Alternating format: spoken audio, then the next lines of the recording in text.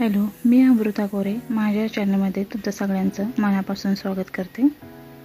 तर गणेश चतुर्थी हे जवळ आलेलं आहे, तर मी तुम्हाला आजच्या व्हिडिओमध्ये या ठिकाणी मोदक कशा प्रकारे केले जाते ते मी तुम्हाला आजच्या व्हिडिओमध्ये या ठिकाणी करून दाखवणार आहे। चला तर मग बघूया। सगळ्यात आधी मी या ठिकाणी 200 ग्रॅम होईल एवढं पनीर घेतले। पनीर मी या ठिकाणी घरातच बनवून घेतलेलं होतं। जर तुम्हाला घरात अवेलेबल नसेल तर तुम्ही या ठिकाणी विकत सुद्धा आणू शकता। या ठिकाणी मी पनीरचं अशा प्रकारे हाताच्या सहाय्याने चुरा करून घेऊन ते मिक्सरच्या भांड्यामध्ये अशा प्रकारे पनीर बारीक करून घेणार आहे। तुम्ही बघू शकता। या ठिकाणी मी आता गॅसवरती पॅन गरम करायला ठेवलेला आहे। पॅनमध्ये मी आता या ठिकाणी 1 चमचाभर होईल एवढं तूप टाकलेलं आहे आणि तूप गरम झाल्यानंतर या ठिकाणी आपण जे पनीरचे जे बारीक पावडर आपण बनवून घेतलं होतं ते पनीर यामध्ये पॅनमध्ये टाकून व्यवस्थित अशा प्रकारे परतवून घेणार आहोत। पनीर टाकून झाले की आपण 1 कप होईल एवढं या ठिकाणी मिल्क पावडर दूध पावडर हे या ठिकाणी टाकणार आहोत आणि ते सुद्धा व्यवस्थित अशा प्रकारे हे परतवून घेणार आहोत आपण। मी अनेकदा गणेश चतुर्थी म्हटले की तांदळाच्या पिठाचे मोदक किंवा गव्हाच्या पिठाचे मोदक तुम्ही बनवत असाल तर तुम्ही अशा प्रकारे या ठिकाणी पनीरचे मोदक या चतुर्थीमध्ये तुम्ही नक्की ट्राय करून पहा। पनीर आणि मिल्क पावडर आता व्यवस्थित भाजून झालेलं आहे। आता मी या ठिकाणी बारीक केलेली साखर या ठिकाणी 2 चमचाभर टाकून अशा प्रकारे व्यवस्थित पुन्हा एकदा परतवून घेणार आहे। आता तुम्ही बघू शकता हे पनीर भाजताना पनीर एकदम कोरडं झालेलं आहे। यामध्ये आपण तुपाचा 1 चमचाभर वापर केलेला होता। तुमच्याकडे तूप असेल तर तूप वापरू शकता, नसेल तर तुम्ही या ठिकाणी बटरचा सुद्धा वापर करू शकता। आता तुम्ही बघू शकता आपलं हे पनीर एकदम सुक्क झालेलं आहे, कोरडं झालेलं आहे आणि आता मी या ठिकाणी अर्धी वाटी होईल एवढं मी या ठिकाणी दूध घेतलेलं आहे। या ठिकाणी आपण पनीरमध्ये दूध टाकताना लागेल त्या प्रमाणामध्ये आपण या ठिकाणी दूध टाकून घेऊन हे पनीर व्यवस्थित परतवून घेणार आहोत। जास्त दुधाचा वापर करायचा नाही, लागेल त्या प्रमाणात आपण या ठिकाणी दूध टाकून हे व्यवस्थित परतवून घेणार आहोत। जे पनीर आपलं कोरडं झालेलं आहे ते आपल्याला या ठिकाणी थोडंसं ओलसर असं बनवायचं आहे, त्याच्यासाठी आपण या ठिकाणी दुधाचा वापर केलेला आहे। तुम्ही बघू शकता आपलं हे पनीर आता भाजून तयार आहे। आता मी या ठिकाणी रसमलाईचा एसेन्स या ठिकाणी अर्धा चमचा यामध्ये टाकलेला आहे। आता तुम्ही बघू शकता एसेन्स टाकल्यानंतर आपल्या पनीरचा जो कलर आहे तो कलर बदललेला आहे। या ठिकाणी मी पिवळा एसेन्स कलर वापरलेला आहे, तुम्हाला आवडेल त्या एसेन्स कलर तुम्ही वापरू शकता। आता तुम्ही बघू शकता आपलं हे पनीर व्यवस्थित भाजून तयार झालेलं आहे।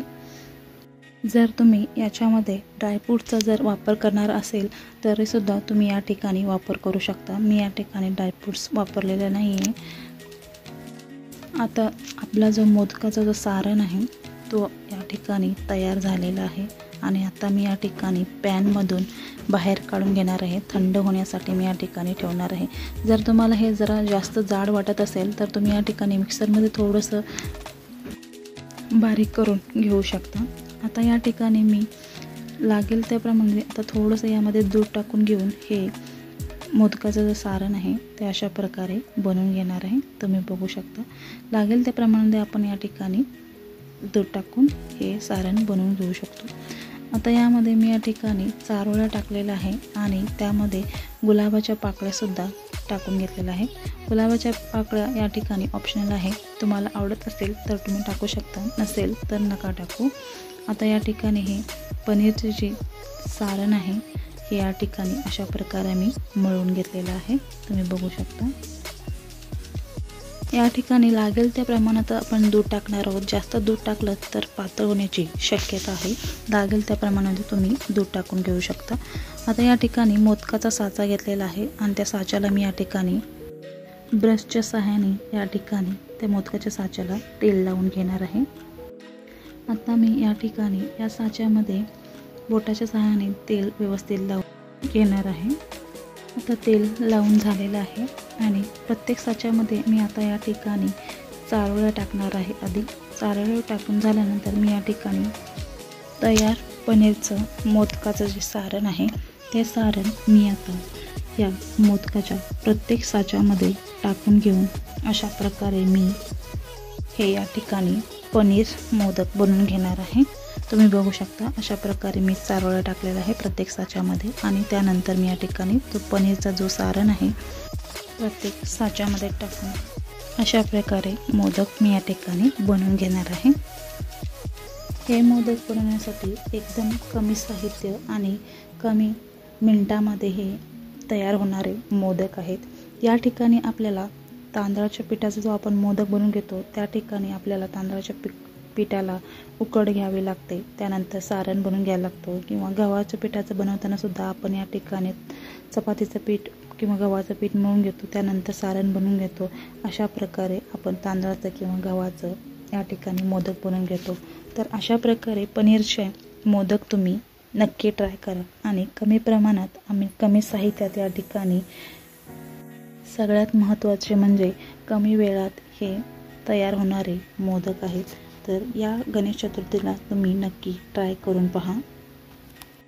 आता तुम्ही बघू शकता मी प्रत्येक साचामध्ये टाकून घेऊन ते साचा व्यवस्थित फोल्ड करून घेतलेला आहे आणि जास्त झालेले जे सारण आहे ते मी अशा प्रकारे हाताच्या सहाय्याने किंवा बोटाच्या सहाय्याने हे काढून घेऊन व्यवस्थित प्रेस करून या ठिकाणी ते जास्त झालेले सारण आहे जे काढून टाकलेलं आहे।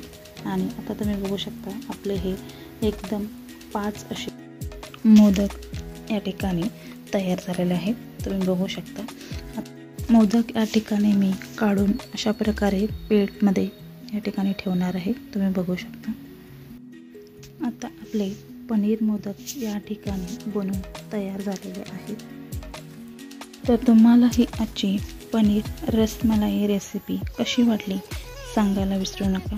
व्हिडिओला लाईक आणि चॅनलला सबस्क्राईब करा आणि बेल आयकॉनचं बटन दाबायला विसरू नका। अशा प्रकारे आपले सगळे मोदक तयार झाल्यानंतर मी या ठिकाणी गुलाबाच्या पाकळ्या टाकून अशा प्रकारे हे मोदक या ठिकाणी प्लेटमध्ये सर्व केलेलं आहे। व्हिडिओ कशी वाटली कमेंट करून नक्की सांगा आणि या गणेश चतुर्थीला अशा प्रकारे पनीर रसमलाई मोदक नक्की ट्राय करून पहा आणि व्हिडिओ शेवटपर्यंत बघितल्याबद्दल धन्यवाद। पुन्हा भेटूया नवीन अशा छान अशा रेसिपीमध्ये, तोपर्यंत नमस्कार।